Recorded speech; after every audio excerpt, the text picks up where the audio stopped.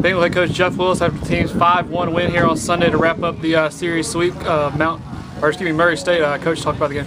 Well, I was proud of our guys. Conditions today were a lot different than they were yesterday. Yesterday we have a 20-mile-an-hour wind that's blowing out of here, and we have a lot of balls that jump out of here yesterday. It was a great offensive performance yesterday with the conditions, and today the wind turns around on us and it's very tough to hit today. I was impressed that our pitching staff went out, threw a lot of strikes. Zach Pearson goes out and strikes out 10 and only walks one guy and set the tone for us early. So that was good to see. And then the runs that we put on the board, scored 5 runs on 6 hits, but we manufactured some runs and we had some guys clutch up and get some 2-out base hits, which were good to drive in some guys.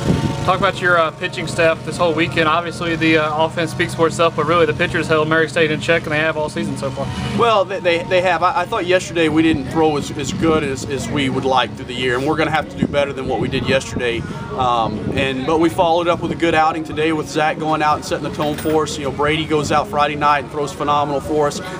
So those were a lot of different bright spots, and then we had some other guys offensively that had a really good weekend.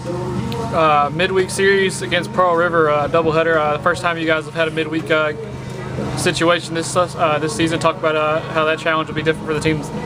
Well, it'll be the first time we go on the road this year, so that's going to be a challenge in and of itself. The other challenge is, we're going to drive up the morning of and have to play a doubleheader. We hadn't played but one doubleheader all year, so that's going to be a challenge. And then the other part of it is we're going to face a very quality Pearl River team that's very well coached by Coach Hoffbauer, and we're looking forward to the challenge. We know that they're going to be ready to play. We know that they'll show up and want to compete on Tuesday.